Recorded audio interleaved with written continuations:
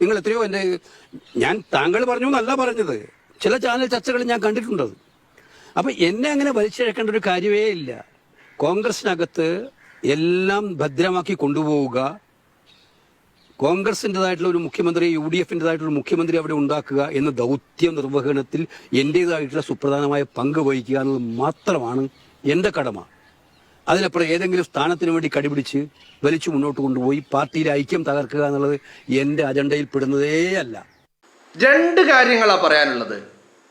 ആദ്യം തന്നെ, വരുന്ന ഞായറാഴ്ചയോ വരും ദിവസങ്ങളിൽ ഒരുപാട് ദിവസങ്ങൾ പിന്നിടാതെ അധികം താമസിയാതെ ഉടനടി കേരളത്തിൻ്റെ മുഖ്യമന്ത്രി പ്രഖ്യാപനം കോൺഗ്രസിൻ്റെ ഹൈക്കമാൻഡ് തീരുമാനിക്കുമെന്നുള്ളതാണ്, ഉണ്ടാകുമെന്നുള്ളതാണ്. പ്രഖ്യാപനം ഉണ്ടാകും. അത് ഞാൻ പറയുന്നു 100ക്ക് 101% അത് VD സതീശനായിരിക്കും ആ പേര് വരിക എന്നുള്ളത് കാര്യം ഉറപ്പാണ്. പിന്നെ ഇവിടെ നടക്കുന്ന ചർച്ചകൾ, ഈ ചർച്ചകളിൽ വളരെ കൃത്യമായിട്ട് അതിന് തെരഞ്ഞെടുപ്പിൻ്റെ മുൻപ് എന്ന് പറഞ്ഞാൽ തെരഞ്ഞെടുപ്പിൻ്റെ മുൻപ് KC വേണുഗോപാൽ പറഞ്ഞു വെച്ച വാക്കുകളാണ് നിങ്ങൾ കേൾക്കുന്നത്. ഇതിൽ KC ഇല്ല. KC ഞാൻ കരുതുന്നത് നല്ല ബുദ്ധിയുള്ള, നല്ല പക്വതയുള്ള ഒരു രാഷ്ട്രീയ നേതാവാണ് KC എന്നുള്ളതാണ് ഞാൻ മനസ്സിലാക്കുന്നത്. ആ മനുഷ്യൻ ഒരിക്കലും ഇങ്ങനെ ഒരു സാഹസത്തിന് അയാൾ മുതിരുകയില്ല. അതാണ് അയാൾ കൃത്യമായി പറഞ്ഞു വെച്ചതാ.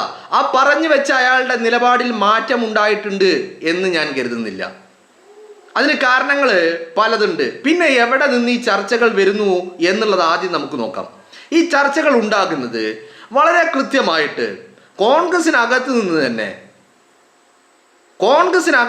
തന്നെ ചില ആളുകൾ, അതും എണ്ണം പറഞ്ഞ 1 2 3 ഉണ്ടോ, ഉണ്ടാവൂല, അല്ല 4 അങ്ങോട്ട് പോകൂല എന്ന് പറഞ്ഞാൽ 1 2 ആളുകൾ ഉണ്ടാക്കിയെടുത്ത ചർച്ചകളാണ്.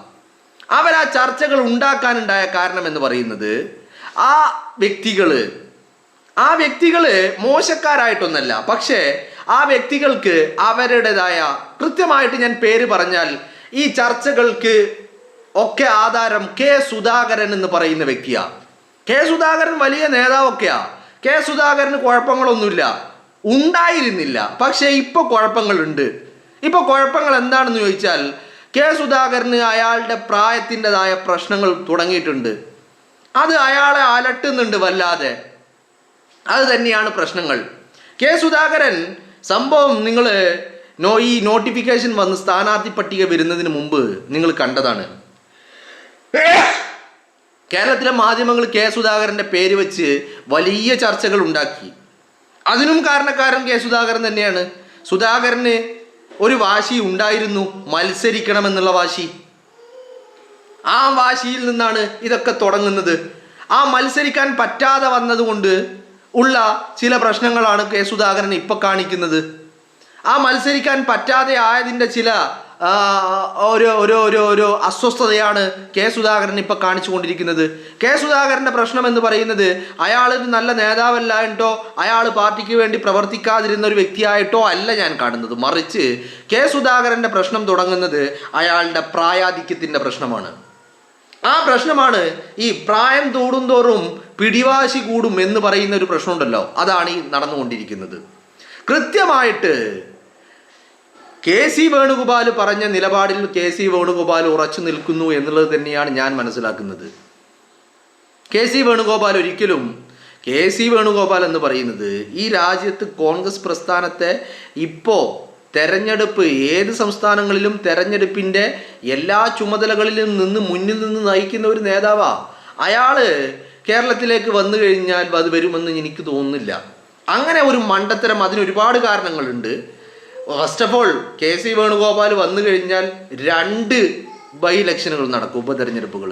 ഒന്ന്, KC വേണുഗോപാൽ MP ആണ് ആലപ്പുഴയിൽ നിന്നുള്ള, അവിടെ ഒരു ഉപതെരഞ്ഞെടുപ്പ് ഉണ്ടാവണം. പിന്നെ KC വേണുഗോപാലിന് മത്സരിക്കാൻ വേണ്ടിയിട്ട് നിലവിൽ വിജയിച്ച് കയറിയ ആരെങ്കിലും എന്താകണം, രാജിവെച്ച് അവിടെ മത്സരിക്കുകയും വേണം. അപ്പോൾ അങ്ങനെ 2 ഉപതെരഞ്ഞെടുപ്പുകൾ, അതിൻ്റെ പ്രത്യാഘാതങ്ങൾ ഒക്കെ ചിന്തിക്കാൻ കഴിവുള്ള വ്യക്തിയാണ് KC വേണുഗോപാൽ എന്നുള്ളതാണ് ഞാൻ മനസ്സിലാക്കുന്നത്.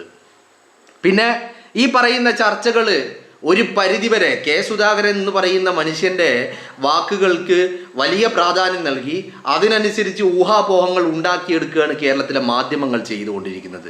കൃത്യമായിട്ട് കോൺഗ്രസിൻ്റെ ഒരു ശൈലി എന്ന് പറഞ്ഞാൽ കൃത്യമായിട്ട് അവർ എല്ലാവരുടെയും അഭിപ്രായം കേട്ട് അവിടെ നിന്നൊരു തീരുമാനം, അത് ചിലപ്പോൾ തീരുമാനം മുൻപേ ഉണ്ടായിട്ടുണ്ടാകും, എന്നാലും എല്ലാവരുടേതും കേൾക്കും, എല്ലാവരുടെയും കേട്ട് എല്ലാവരെയും ബോധ്യപ്പെടുത്തിയതിന് ശേഷം ഒരു പ്രഖ്യാപനം നടത്തുക എന്നുള്ളതാണ് കോൺഗ്രസിൻ്റെ ഒരു ശൈലി എന്ന് പറയുന്നത്.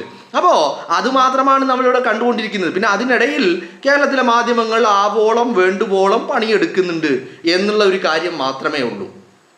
മനസ്സിലായില്ലേ? അപ്പോൾ ഞാൻ പറഞ്ഞു വരുന്നത് മറ്റൊന്നുമല്ല, ഈ പറയുന്ന മനുഷ്യൻ ഉണ്ടാക്കിയെടുത്ത എല്ലാ നേട്ടങ്ങളും അതിന് ആരെങ്കിലും അവകാശം ഉന്നയിച്ച് വരുന്നുണ്ടെങ്കിൽ കൃത്യമായിട്ട് ഞാൻ പറയാം, കെ സി വേണുഗോപാൽ ഈ ചിത്രത്തിലില്ല എന്നുള്ളതാണ് എൻ്റെ ഒരിത്. പിന്നെ ആർക്കെങ്കിലും ഈ കാര്യങ്ങളിൽ താല്പര്യമുണ്ടെങ്കിൽ അതൊന്ന് രമേശ് ചെന്നിത്തലയാണ്. രമേശ് ചെന്നിത്തല എന്ന് പറയുന്ന ഒരു ഭൂലോക തോൽവി, അങ്ങനെ തന്നെ ഞാൻ പറയും. അതിന് കുറേ കാരണങ്ങളുണ്ട്.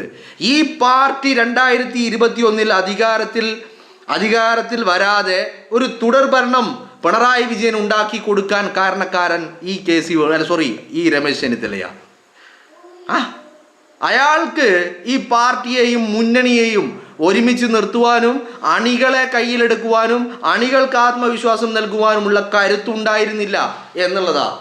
അണികളെന്ന് പറയുമ്പോൾ ഏതെങ്കിലും ഒരു പർട്ടിക്കുലർ ഏരിയയിലെ അണികളെ കയ്യിലെടുത്താൽ പോരാ. ഈ കേരളത്തിലെ ഉടനീളം ജനങ്ങളെ, അണികളെ മാത്രം എടുത്താൽ അധികാരത്തിലെത്താൻ പറ്റുമോ? ഇല്ല. പൊതുജനങ്ങളെ വിശ്വാസമാർജിക്കാൻ കഴിയണം. അതിന് രമേശ് ചെന്നിത്തലക്ക് കഴിഞ്ഞിട്ടില്ല. അതൊന്നുകൊണ്ട് മാത്രമാണ് തുടർഭരണം ഉണ്ടായത്. ആ തുടർഭരണം ഉണ്ടായതിന് കാരണക്കാരൻ ഈ പറയുന്ന രമേശ് ചെന്നിത്തല. ആ മനുഷ്യൻ ഒരു തുടർഭരണം കൊടുത്ത് അത് കഴിഞ്ഞിട്ട് അയാൾ നശിപ്പിച്ച് നാറാണക്കല്ലെടുപ്പിച്ച് വെച്ച ഈ പ്രസ്ഥാനത്തെ കൈപിടിച്ചുയർത്തിയ വി ഡി സതീശൻ അപ്പുറത്ത് നിൽക്കുമ്പോൾ ആ മനുഷ്യനെ അങ്ങോട്ട് തള്ളി മാറ്റിയിട്ട് ഞാൻ ആ കസേരയിൽ കയറിയിരിക്കട്ടെ എന്നൊക്കെ പറയുന്നത് ഒരുമാതിരി തന്തയില്ലായ്മ തരം തന്നെയാണ്. മനസ്സിലായില്ലേ? ഞാൻ കോൺഗ്രസിനെ ഈ കാലതാമസത്തിൽ ഞാൻ കുറ്റം പറയുന്നൊന്നുമില്ല. കാരണം അത് അവരുടെ ശൈലി അങ്ങനെയാണ്. കോൺഗ്രസിൻ്റെ പ്രസ്ഥാനത്തിൻ്റെ ശൈലി അങ്ങനെയാണ്. എല്ലായ്പ്പോഴും ഈ പറയുന്ന താമസവും ഈ പറയുന്ന ചർച്ചകളും ഈ പറയുന്ന കേൾക്കലുകളും അഭിപ്രായം കേൾക്കലും ഒക്കെ എല്ലാ കാലത്തും ഉണ്ടായിട്ടുണ്ട്.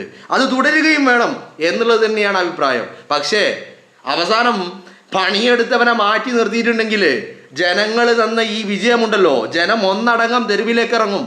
അവസാനം നാണം കെട്ട് നാറാണക്കല്ലെടുത്ത് ഏതവസ്ഥയിലായിരുന്നോ ആ അവസ്ഥയിലേക്ക് തിരിച്ചു പോകേണ്ടി വരുമെന്നുള്ളത് നേതൃത്വം ഓർമ്മിക്കുന്നത് നല്ലതാണ് എന്നുള്ളത് മാത്രമേ പറയാനുള്ളൂ. മനസ്സിലായില്ലേ? പിന്നെ കേരളത്തിലെ മാധ്യമങ്ങളോട് പറയാനുള്ളത്, ഒരു അഭിപ്രായം കേൾക്കുക, ചർച്ചകൾ ഉണ്ടാകുക എന്നതിൻ്റെയൊക്കെ അടിസ്ഥാനത്തിൽ അതിനെ ഇങ്ങനെ ഊതി വീർപ്പിച്ച് അതിനെ മറ്റു തലങ്ങളിലേക്ക് കൊണ്ടുചെന്നെത്തിക്കുന്ന ഈ കൂട്ടിക്കൊടുപ്പിൻ്റെ ഈ മാധ്യമ പ്രവർത്തനമുണ്ടല്ലോ, അതൊന്ന് അവസാനിപ്പിക്കുന്നത് നല്ലതാ. കാര്യങ്ങൾ മനസ്സിലാക്കിയിട്ട് സംസാരിക്കുകയും വാർത്തകൾ ഉണ്ടാക്കുകയും സ്റ്റോറികൾ ഉണ്ടാക്കുകയും ചെയ്യാം. പക്ഷേ അതിനപ്പുറം താല്പര്യങ്ങൾക്കും വ്യൂവർഷിപ്പിനും റേറ്റിങ്ങിനും വേണ്ടി എന്തെങ്കിലുമൊക്കെ പടച്ചുവിട്ട് ബ്രേക്കിങ്ങൾ ഉണ്ടാക്കാനുള്ള തത്രപ്പാടിൽ ശുദ്ധ തെമ്മാടിത്തരം വിളിച്ചു പറയുന്ന ഒരു ഘട്ടത്തിലേക്ക് കേരളത്തിലെ മാധ്യമങ്ങളും മാറരുത് എന്നുള്ളതാണ് ഓർമ്മപ്പെടുത്താനുള്ളത്. മനസ്സിലായില്ലേ? കൃത്യമായിട്ട് ഇപ്പം സ്ഥാനാർത്ഥി പട്ടിക വരുമ്പോഴും പ്രശ്നക്കാരൻ കെ സുധാകരനായിരുന്നു. ഇപ്പോൾ ഈ പറയുന്ന മുഖ്യമന്ത്രിമാർ ഇത് ഒന്നിലധികം ആളുകളുള്ള പ്രസ്ഥാനമാണ്. അവിടെ ചർച്ചകൾ ഉണ്ടാകും. ആ ചർച്ചയിൽ ആളാകാൻ വേണ്ടിയിട്ട് കെ സുധാകരൻ ഒരു ചെറ്റത്തരല്ലേ ഇന്ന് കാണിച്ചത്. സുധാകരൻ്റെ അഭിപ്രായം പറയാം, പാർട്ടിയിൽ പറയാം, പാർട്ടിക്കകത്ത് പറയാം, ഹൈക്കമാൻഡിനോട് പറയാം. അത് കേരളത്തിലെ മാധ്യമങ്ങൾക്ക് മുന്നിൽ വന്നിട്ട് ഊതേണ്ട കാര്യമുണ്ടോ? ഇത് തന്നെ തെരഞ്ഞെടുപ്പിന് മുൻപും സുധാകരൻ നടത്തി, പോളിംഗ് കഴിഞ്ഞപ്പോഴും നടത്തി അല്ലേ? അപ്പം അതൊരു മാതിരി ശുദ്ധ തെമ്മാടിത്തരമല്ലാതെ മറ്റൊന്നുമല്ല. കാരണം പ്രായമായിട്ടുണ്ടെങ്കിൽ വീട്ടിലിരിക്കണം. ആ പ്രായമായതിൻ്റെ വാർദ്ധക്യ സഹജമായ പ്രശ്നങ്ങൾ കൊണ്ട് പിടിവാശിയുമായിട്ട് ഈ പ്രസ്ഥാനത്തെ നശിപ്പിക്കാൻ ഇറങ്ങി പുറപ്പെടരുത്. ജയ് വിളിച്ച അണികളെ കൊണ്ട് അവരെ കൊണ്ട് തെറി വിളിപ്പിക്കരുത് സുധാകരൻ. കാരണം സുധാകരൻ എന്നൊക്കെ പറയുന്ന വലിയ ബഹുമാനമുള്ള നേതാവാ.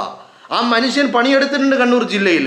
കണ്ണൂർ ജില്ലയിൽ ആ മനുഷ്യൻ ഉണ്ടാക്കിയ ഓളൊക്കെ വലുത് തന്നെയാ, ഇല്ലെന്നൊന്നും പറയുന്നില്ല.